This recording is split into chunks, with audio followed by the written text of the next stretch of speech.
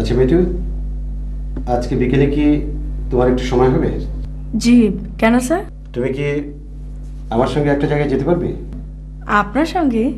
কোথায় স্যার? আমার বাসায়। ঠিক আছে স্যার, যাব।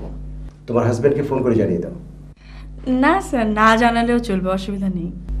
না, জানিয়ে রাখা ভালো। জানিয়ে রাখলে জটিলতা কমে যায়। ঠিক আছে স্যার।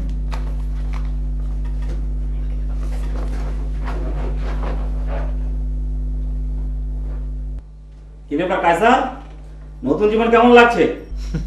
দারুণ। দারুণ। তা শ্বশুর বাড়ি যাওয়াটা? আরে শ্বশুর বাড়িতে তো আছি।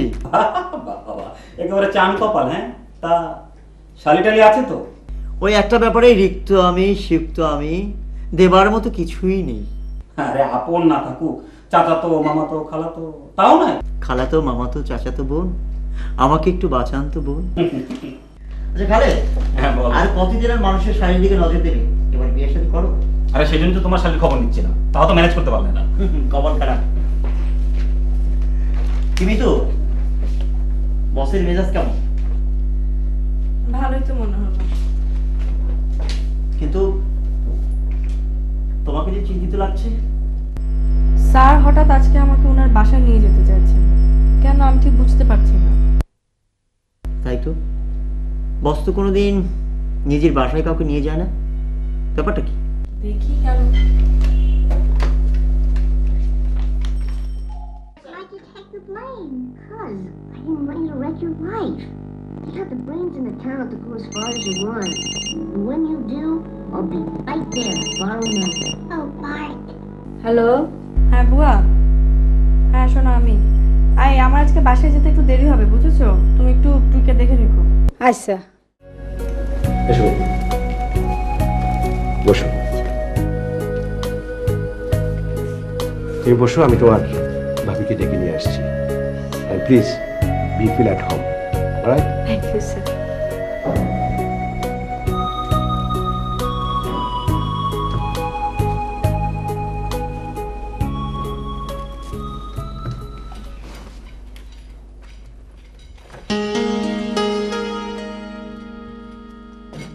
আমার স্ত্রী নাবিলা, আর ও হচ্ছে আমার কলিগ মিতু। আসসালামু আলাইকুম। ওয়ালাইকুম সালাম। বসুন বসুন প্লিজ। তোমরা আলাপ করো, আমি একটু ফ্রেশ হয়ে নিই। আচ্ছা, আমি ওর মুখে আপনার কথা অনেক শুনেছি। আমাকে দেখে আপনি একটু অবাক হননি? হয়েছি। আজকে 17টা বছর আমার এই অবস্থা, দুটো পাই অচল, বডির লোয়ার পোর্শনটা একেবারেই অচল। কি হয়েছিল? Accident, road accident. So sad. আমি তো মারাই যেতাম, ও আমাকে একটু একটু করে বাঁচিয়ে তুলেছে, সেবা দিয়ে, ভালোবাসা দিয়ে। আপনাদের কোনো ছেলে মেয়ে নেই? আছে, দুটো মেয়ে, দুজনেই কানাডায় থাকে।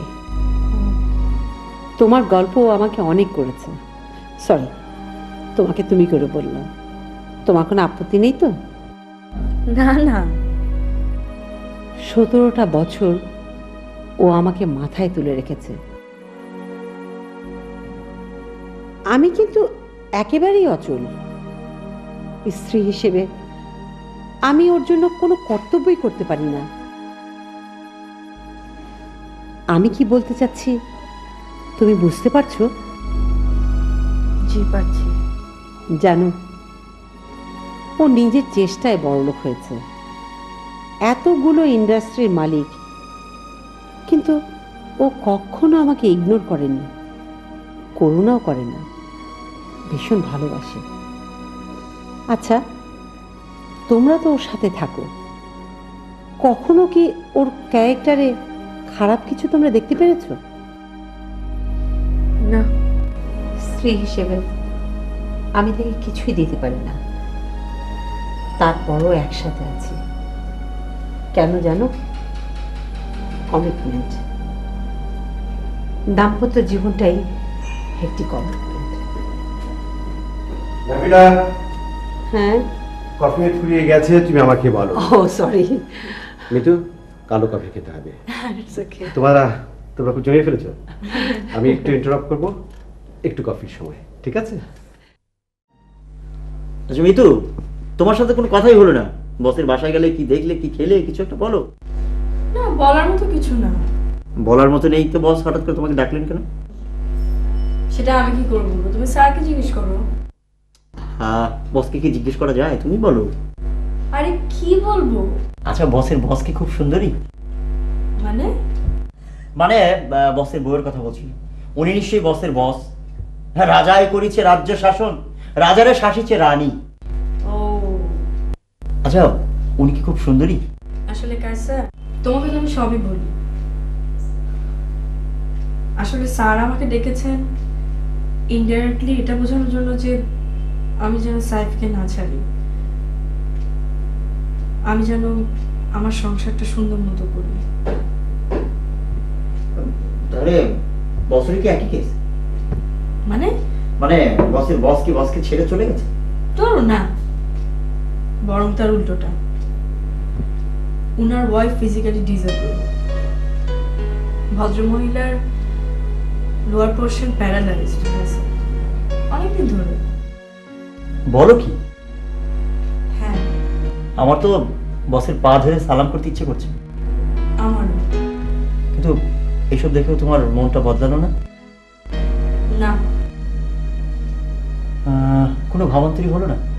না আশ্চর্য তো। না, ভাবছি স্যার তো আসলে মহাপুরুষ, আমি তো আর মহাপুরুষ না। হ্যাঁ, তা তো বটেই। মহাটা হওয়া সম্ভব, কিন্তু মহাপুরুষ হওয়া সম্ভব নয়। মহানারীও না। তার জীবনের শিক্ষা আমার জীবনের জন্য না আছে। আমার জীবন আমার জীবন। আমাকে যেতে হবে স্যার, আমাকে যেতেই হবে। যাও, যে যেতে চায় তাকে আর কে আটকায়? নিজের ডিসিশন নিজে নেবার মতো ম্যাচুরিটি তোমার হয়েছে। তবে হ্যাঁ, যাবার আগে 7 বার ভেবো। একবার চলে গেলে যাবার রাস্তাটা বন্ধ হয়ে যাবে, আর না গেলে যাবার রাস্তাটা অনেকদিন খোলা থাকে। না স্যার, খোলা থাকবে না। কাজে তুমি জানো আমাকে 4 দিক থেকে আটকানো হচ্ছে। আমার যদি যেতে হয় তাহলে এখনই যেতে হবে, নইলে আমি আর পরে যেতে পারবো না। দেখ,